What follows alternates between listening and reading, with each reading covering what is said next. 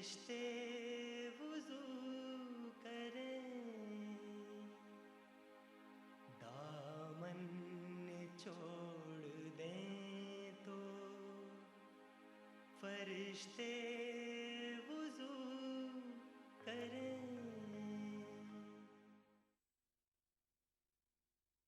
ETV Urdu पर अगला programme.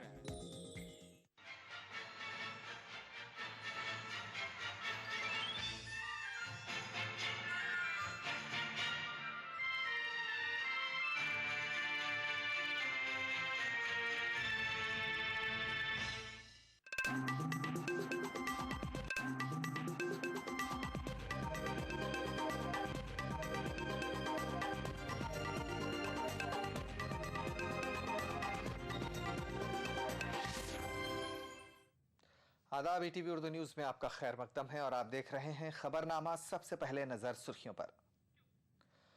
रुपए की कद्र में अब तक की सबसे बड़ी गिरावट, सेंसेक्स भी लुढ़का, सोना चमका। मोदी आज भी रहे कांग्रेस लीडरों की जद में, सलमान खुर्शीद ने गुजराती वज़ीर आला को बताया मेंढक के मुमासिल। पाक ने हिंद के साथ की मुज़ाकरात की ख्वाहिश, नई दिल्ली ने नफी में दिया जवाब। ईटीवी उर्दू की 12वीं सालगिरह तकरीब, चैनल हेड जगदीश चंद्र की रहनुमाई में ईटीवी तरक्की की जानिब गामजन। और मिस्र में मुर्सी हामियों का एहतजाज, कई मकामात पर तसादुम, 5 पुलिस एहलकार समेत 17 अफराद हलाक।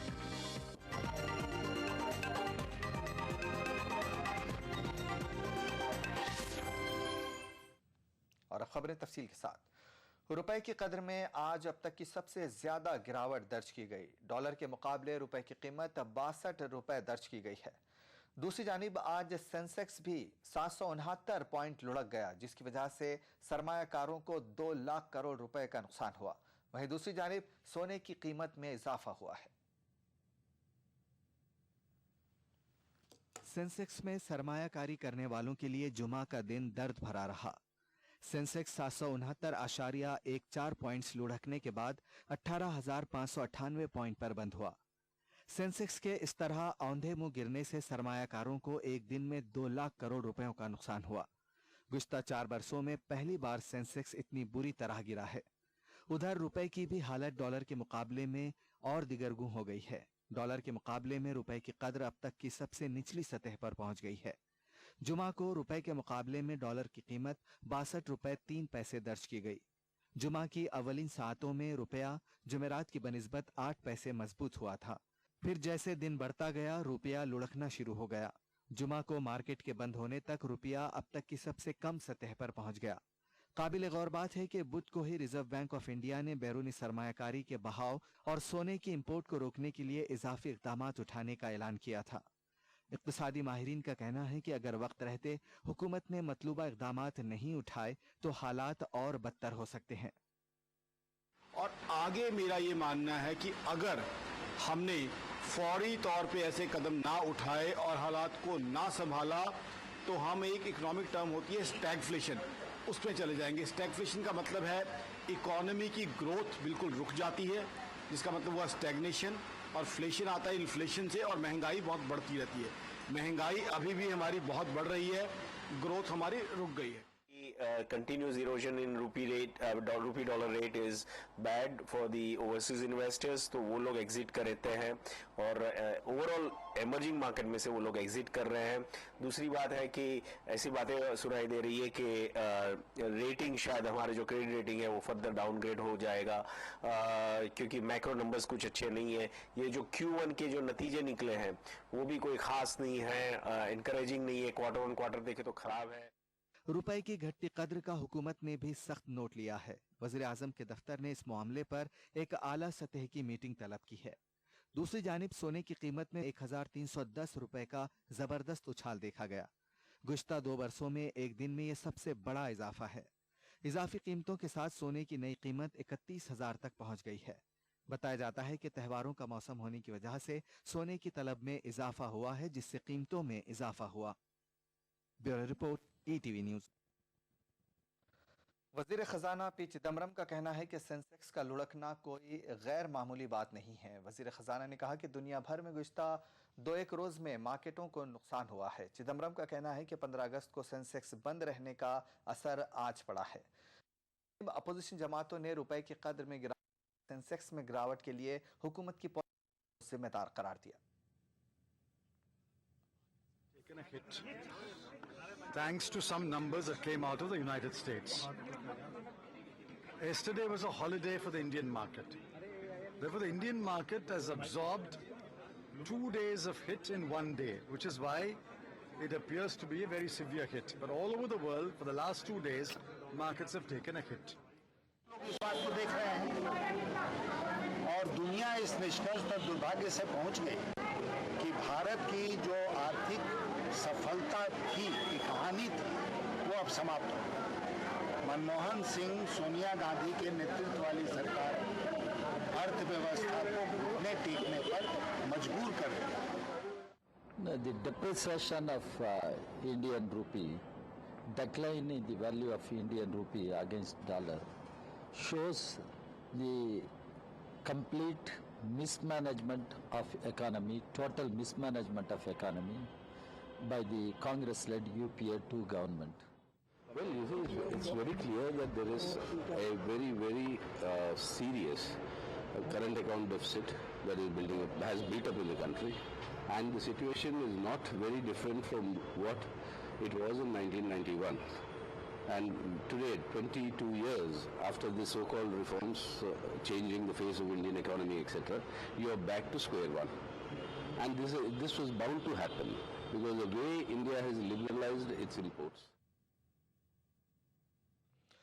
यौम आज़ादी के मौके पर वज़ीर आज़म की तनकीद करने पर वज़ीर आला मोदी आज भी कांग्रेस लीडरों की जद में रहे। कांग्रेस के सीनियर लीडर सलमान खुर्शीद ने मोदी को कुएं की मेंढक के मुमासिल करार दिया और कहा कि मोदी ने कौम को शर्मसार किया है।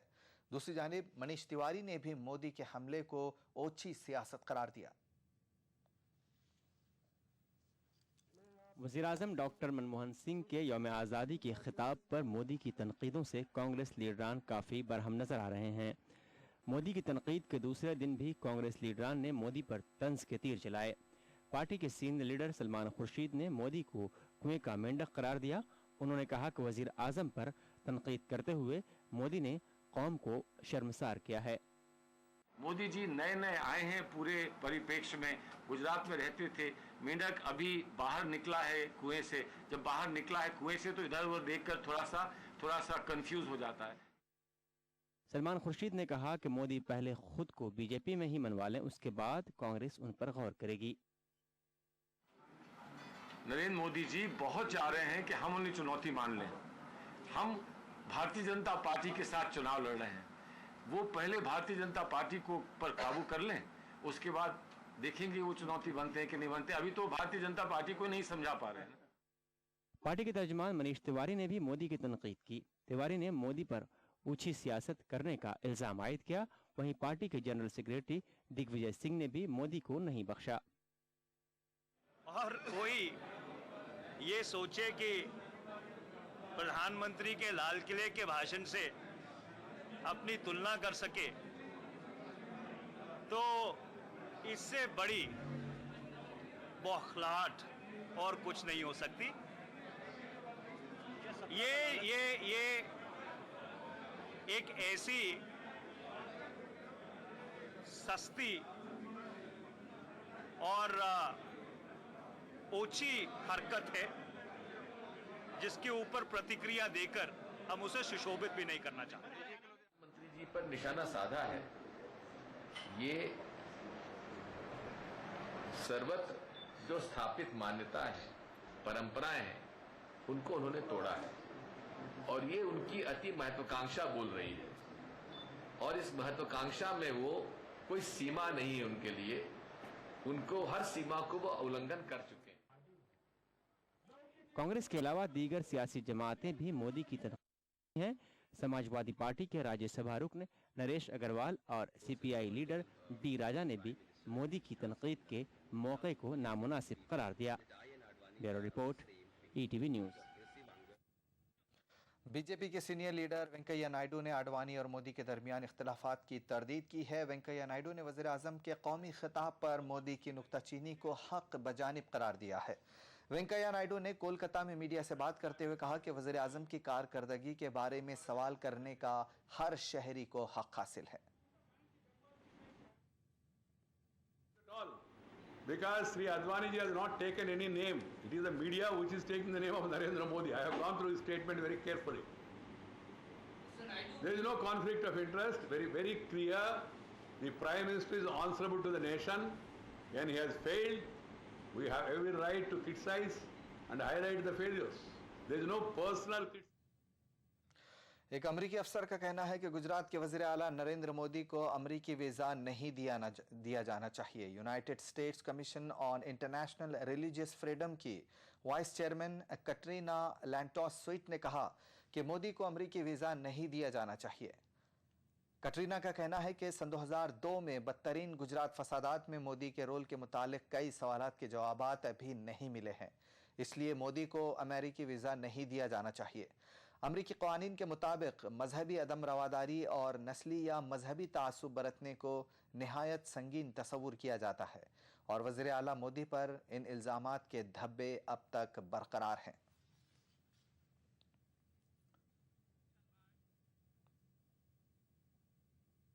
पाकिस्तान ने हिंदुस्तान के साथ मुज़ाकरात के अहिया की वकालत की है। पाकिस्तान का कहना है कि न्यूयॉर्क में दोनों ममालिक के वज़ीर आज़म की मुलाकात से एतमाद की बहाली होगी। पाकिस्तानी वज़ारत ख़ारजा के तर्जुमान एजाज़ चौधरी ने कहा कि न्यूयॉर्क में दोनों ममालिक के वज़ीर आज़म की मुलाकात एतमाद की बहाली, ताल्लुकात को इस्तवार करने और तामीरी मुज़ाकरात का आगाज़ का एक बेहतरीन मौका है। दूसरी जानिब हिंदुस्तान ने पाकिस्तान से मुज़ाकरात को मुस्तरद कर दिया है। वज़ीर ख़ारजा सलमान खुर्शीद ने कहा कि जब तक पाकिस्तान से हालात मामूल पर नहीं आते मुज़ाकरात नहीं किए जाएंगे। Channels open with India. We have the diplomatic channels which are always talking to each other, and then there are military channels too. It is a general desire on the part of Pakistan not to have tensions, to have peace, and I think it's part of the vision that our Prime Minister has for our region, for our country. और आपने देखा कि हमने बार बार ये कहा है कि अभी शायद समय नहीं है ये चर्चा का, खुली चर्चा का, कि बातचीत हो, अगर हो तो किस स्तर पर हो और हो तो किस सीमा तक हो और हो तो कब हो। ये आज समय नहीं है इन सब चीज़ों की खुली चर्चा का, इसलिए कि आज इस समय तत्काल जो हमारे सामने जो समस्याएं हैं पहले उनको हम हैंडल करते हैं, उसके बाद आगे चर्चा होगी। और जो तत्काल समस्याएं हैं वो आपने खुद देखी हैं। यहाँ से एक हमला हुआ, लाइन ऑफ कंट्रोल पर हमला हुआ, हमारे 5 नौजवान शहीद हुए इस देश के लिए, उसके बाद फायरिंग चलती रही है। तो इसलिए जब तक ये सारी समस्याओं का समाधान नहीं निकलता और सामान्य स्थिति नहीं पैदा होती, इस चर्चा को करने का कोई फायदा नहीं है कि अब हम चर्चा करें ना करें, किस लेवल पर करें और कब करें। उचित समय पर जब ये सारी बातें सामने समझ ली जाएंगी और इन पर अध्ययन कर लिया जाएगा, उचित समय पर जो हमारा निर्णय है देश हित में होगा, नेशनल इंटरेस्ट में होगा, और वो निर्णय फिर हम देश के सामने आपके माध्यम से रखेंगे। INS सिंधु रक्षक आबदोज में फंसे बहरिया के 4 एहलकारों की लाशें बरामद कर ली गई हैं। बहरिया के 40 गोताखोर बकिया की सरगर्मी से तलाश कर रहे हैं। आतिशज़दगी और धमाकों के बाद डूबी आबदोज पर बहरिया के 3 अफसरों समेत 18 एहलकार मौजूद थे। बहरिया की जानिब से जारी बयान में बताया गया है कि चारों एहलकारों की लाशें जल जाने से बुरी तरह मस्क हो गई हैं। उनकी शनाख्त DNA के ज़रिए ही मुमकिन है, जिसमें वक्त लगेगा। लाशों को बहरिया के अस्पताल INHS अश्विनी भेजा गया है। हुक्काम को तौक़्क़ो है कि बकिया लापता एहलकारों के बारे में भी जल्द ही पता लग जाएगा। हादसे की जांच के पहले ही हुक्म दिया जा चुका है। 2300 टन वजनी ये आबदोज 16 बरस पुरानी थी। डूबी हुई जंगी आबदोज को निकालने के लिए बहरिया ने डेनमार्क की एक कंपनी से राब्ता कायम किया है।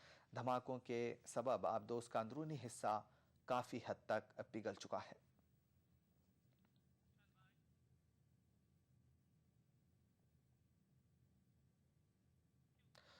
ईटीवी उर्दू ने अपनी कामयाब नशरियात के 12 साल मुकम्मल कर लिए हैं। आज कामयाबी के जश्न को मनाने के लिए ईटीवी के head office Ramoji film city में एक मुख्तसर ताहम पुरवकार तकरीब का इनेकाद किया गया। इस मौके पर ईटीवी उर्दू व हिंदी चैनल्स के हेड जगदीश चंद्र ने केक काटा और ईटीवी के मुलाजमीन को मुबारकबाद पेश की।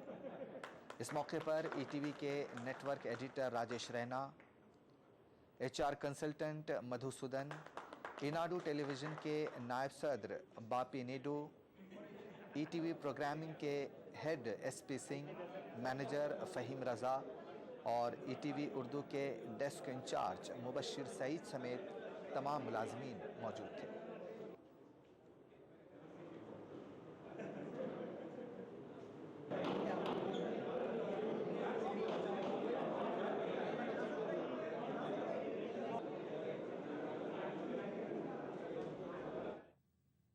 वक्त एक छोटे से ब्रेक का, बहुत जल्द हाजिर होंगे।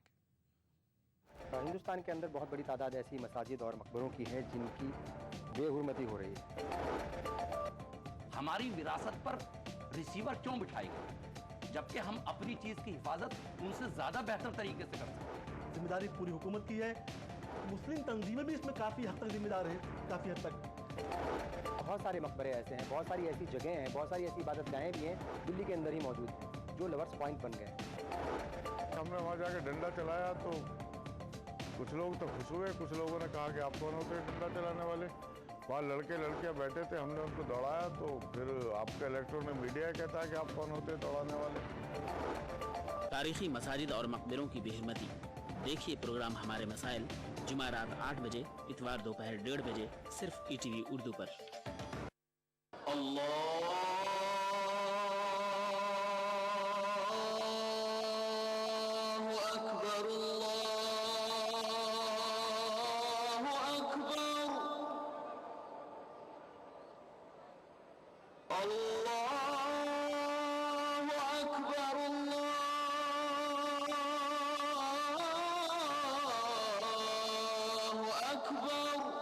मस्जिदुल हराम से नमाज फज्र देखिए रोजाना सुबह 5:30 बजे, सिर्फ ईटीवी उर्दू पर।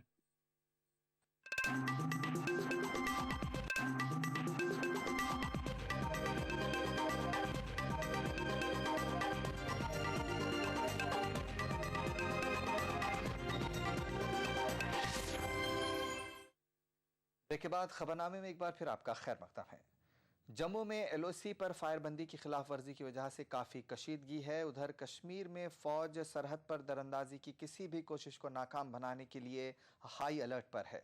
फौजी ओहदेदारों का कहना है कि सरकर्दा मिलिटेंटों को कश्मीर में दाखिल करने की कोशिश की जा रही है ताकि मिलिटेंट लीडरशिप के मारे जाने से पैदा होने वाले खला को पूरा किया जा सके। आर्मी कंटोनमेंट बादामी बाग श्रीनगर में बड़ी तादाद में डिस्प्ले के लिए रखे गए ये हथियार और गोला बारूद कश्मीर में मिलिटेंटों की जानिब से तखरीबी कार्रवाइयाँ अंजाम देने के मंसूबों को साबित करने के लिए काफ़ी हैं। यह हथियार गुज़िश्ता 1.5 माह के दौरान ही शुमाली कश्मीर में 16 कार्रवाइयों में जब्त किए गए हैं। इन कार्रवाइयों के दौरान 28 मिलिटेंट मारे गए हैं, जिनमें 18 LOC पर ही हलाक किए गए हैं। हाल ही में केरन में दरअंदाजी की एक कोशिश को नाकाम बना के 4 मिलिटेंटों को हलाक किया गया था। दिलचस्प बात यह है कि मारे गए एक मिलिटेंट की उम्र 55 साल थी। फौज का कहना है कि मिलिटेंट मारे गए मिलिटेंट लीडरशिप की खला को पुर करने के लिए पाकिस्तान सीनियर मिलिटेंटों को कश्मीर में दाखिल करने की कोशिश कर रहा है। जून 24 से लेकर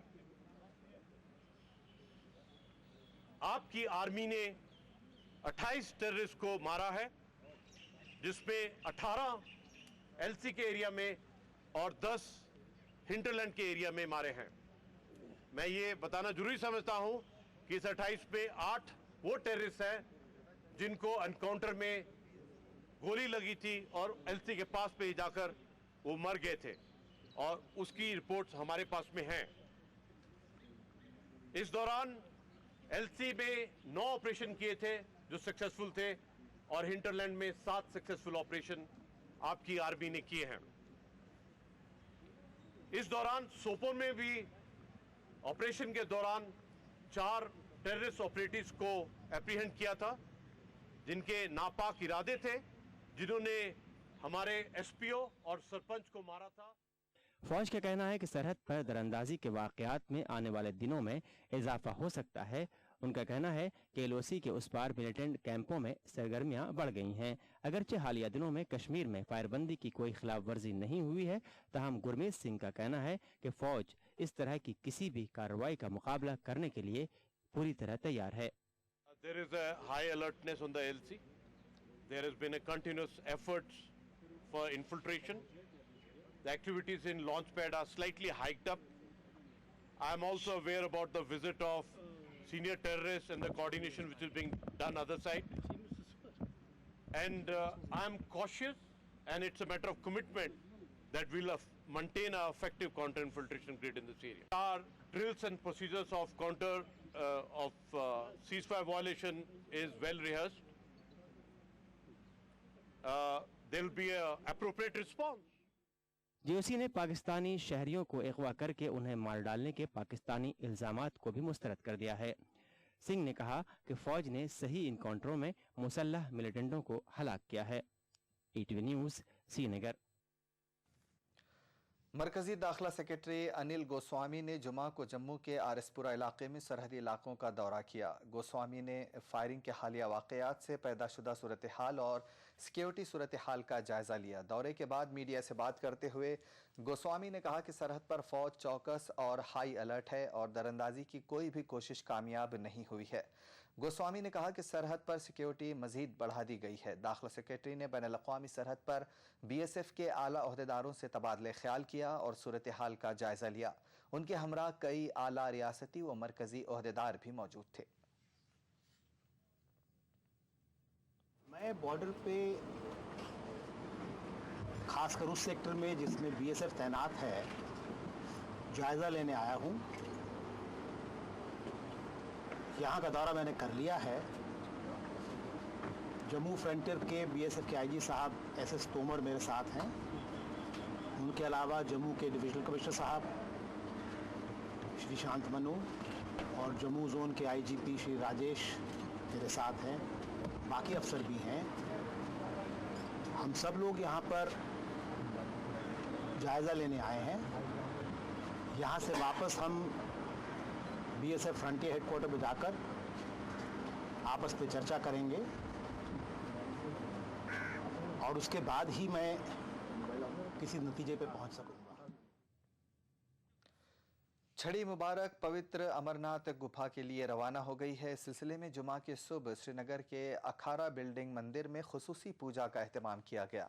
पूजा में बड़ी तादाद में साधुओं और मकामी हिंदू बरादरी के लोगों ने शिरकत की। पवित्र अमरनाथ गुफा को ले जा रही छड़ी मुबारक के कारवां की क़यादत करने वाले मजहबी रहनुमा महंत दीपेंद्र गिरी ने किश्तवाड़ में पेश आए वाक़े पर सख्त अफसोस का इजहार किया। गिरी ने अवाम के सब्र तहम्मुल बरतने और अमन को बरकरार रखने की अपील की। आरजेडी सरबराह लालू प्रसाद यादव के बिरादर निस्बती और कांग्रेस लीडर साधु यादव ने गुजरात के गांधीनगर पहुंचकर वजीर आला नरेंद्र मोदी से मुलाकात की। ये मुलाकात तकरीबन 45 मिनट तक चली। साधु यादव ने इस मुलाकात को रस्मी करार दिया है और मजीद तबसरे से इनकार कर दिया। ताहम सियासी हलकों में इस मीटिंग को लेकर काफ़ी चेमेगोइयाँ जारी हैं। साधु यादव और मोदी की मुलाकात को बदलते सियासी मंजरनामे के पस मंज़र में देखा जा रहा है। मोदी से मुलाकात के दौरान साधु यादव के साथ बिहार कांग्रेस के लीडर भी मौजूद थे।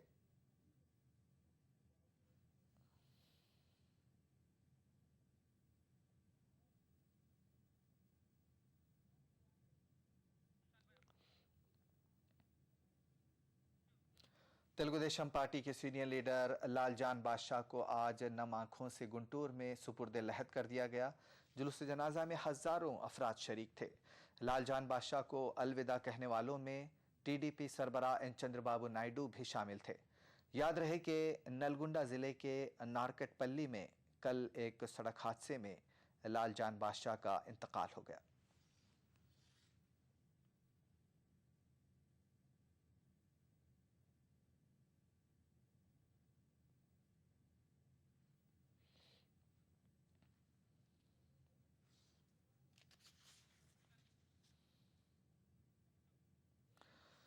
मिस्र में आज जुमा की नमाज के बाद हजारों मुर्सी हामियों ने बुध के रोज हुए कत्लेआम के खिलाफ मुल्क भर में एहतजाज किया। कई मकामात पर फौज और मुजाहिरीन के बीच झड़पें हुई। झड़पों में 5 पुलिस एहलकार समेत 17 अफराद हलाक और 100 से जायद अफराद जख्मी हो गए। एहतजाज के पेश नज़र मुल्क भर में सिक्योरिटी के सख्त बंदोबस्त किए गए हैं। बुध के रोज़ मिस्र में कत्लेआम के बावजूद जुमा की नमाज के बाद काहिरा समेत मुल्क के मुख्तलिफ शहरों में इख्वानुल मुस्लिमीन के हज़ारों कारकुनों ने एहतजाज किया। इख्वानुल मुस्लिमीन ने कहा कि फ़ौज की बर्बरियत के बावजूद उसके हौसले पस्त नहीं हुए हैं और वो अपने शहीदों की कुर्बानियों को फरामोश नहीं कर सकते। इख्वानुल मुस्लिमीन ने जुमा के एहतजाज को फ्राइडे ऑफ एंगर यानी यौम गज़ब का नाम दिया है। बुध के रोज़ हुई हलाकतों के खिलाफ ये रैलियाँ निकाली गई हैं। हालांकि हुकूमत ने मुल्क में इमरजेंसी नाफिज कर दिया है और ये इंतबाह दिया है कि वह एहतजाजियों के खिलाफ मुस्तकबिल में भी फौजी कार्रवाई से गुरेज नहीं करेगी। लेकिन इमरजेंसी की परवाह किए बगैर हज़ारों मुर्सी हामियों ने एहतजाज किया। कई मकामात पे मुर्सी हामियों और फौज के बीच तसादुम हुआ, जिसमें चंद हलाकतें भी हुई। मुर्सी हामियों के एहतजाज के पेश नज़र काहिरा समेत मुल्क भर में सिक्योरिटी इंतजाम सख्त हैं। तहरीर स्क्वायर समेत कई अहम स्क्वायर को जाने वाले रास्तों को सील कर दिया गया है।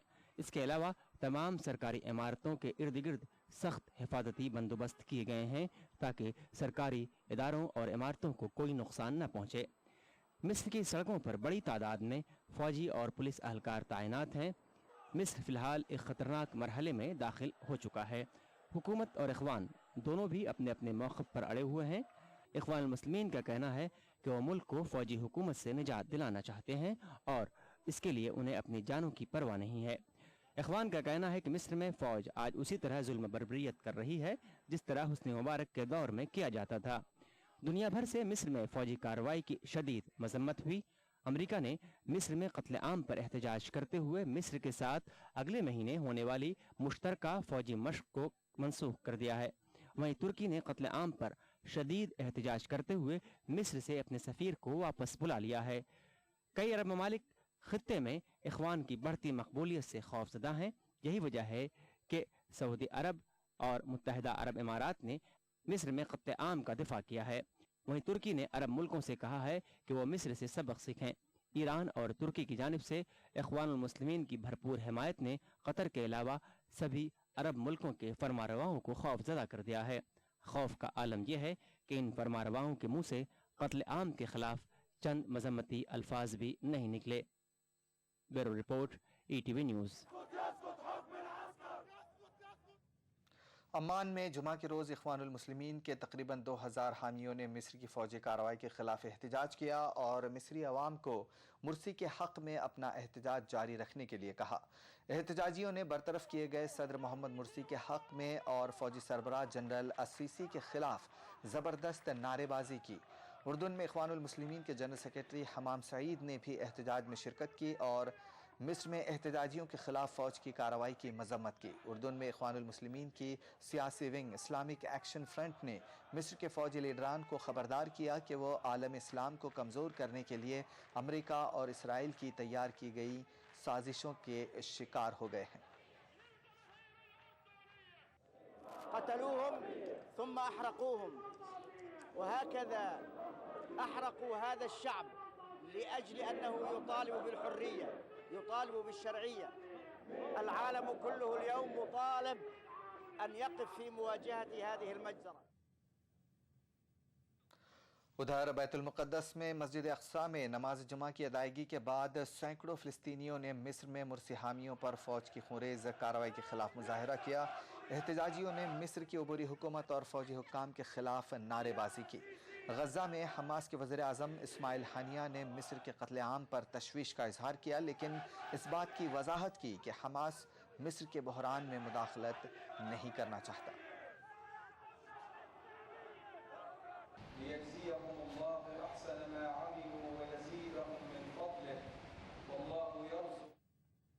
खबरनामे में फ़िलहाल इतना ही। इजाज़त दीजिए। आदाब।